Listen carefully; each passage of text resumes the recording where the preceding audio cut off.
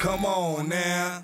Cette semaine, dans le petit monde médiatico-politique, on a entendu ça. Jusqu'où ira la réforme du Code du travail? D'après nos confrères du Parisien, plusieurs mesures auraient déjà été préparées par le gouvernement. Des fuites dans la presse brouillent le message du gouvernement.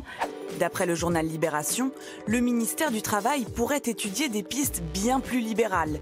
Ouh, le gouvernement aurait-il un plan d'action caché ? Le navire Macron aurait-il tant de failles que sa communication verrouillée prendrait l'eau dans la presse? En tout cas, l'exécutif a fait dans la com classique et directe le même message sur plusieurs médias. Il n'y a pas de plan caché. Je vais être amené à commenter un tract, un document, un projet de loi, autant de choses qui n'existent pas, mais qui sont publiées par la presse. J'en suis très surpris. Ouais, pourtant, la mise en scène semble bien rodée. Dans ce coup de théâtre médiatique, les syndicats ont parfaitement joué leur rôle de protestataires. Si le gouvernement veut travailler sur un certain nombre de pistes qui sont amenées dans certains journaux ces jours-ci, il faut qu'il arrête tout de suite. Si ce sont des pistes et que ces pistes, ça reflète l'état d'esprit du gouvernement, ce qu'il veut faire, ça va être clair, la concertation, elle va vite tourner à l'impasse. C'est effectivement toute la question. Est-ce que ces révélations sur une future loi travail drastique sont des fuites ou des ballons d'essai? Autrement dit, est-ce que le gouvernement a utilisé une méthode de com vieille comme Hérode, donner à la presse de fausses informations pour tester le terrain et ensuite annoncer un plan plus souple, exactement comme pour la loi El Khomri l'année dernière? Écoutons attentivement la ministre du Travail. Pas un document officiel. Il y a écrit Direction Générale du Travail, c'est usurpé C'est pas un document officiel, d'ailleurs il n'a même pas été transmis au cabinet et je vais dire, il m'intéresse pas. Ouais, pas hyper convaincant. La stratégie de Macron n'a donc rien de révolutionnaire.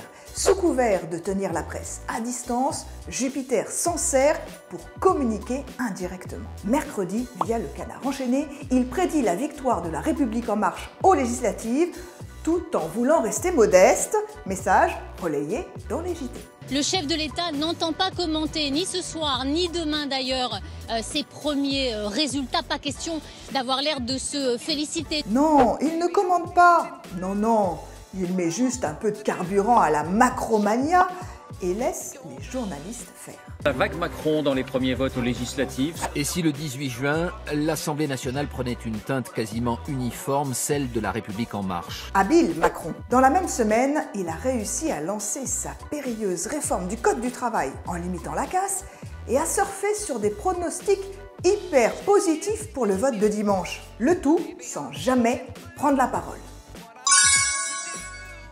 Et pour finir, un coup d'œil à notre baromètre politique des réseaux sociaux. Cette semaine, c'est encore Emmanuel Macron qui est le plus commenté sur Twitter et sur Facebook. Come on, vous ne verrez plus jamais la politique comme avant. À la semaine prochaine sur le JDD.fr.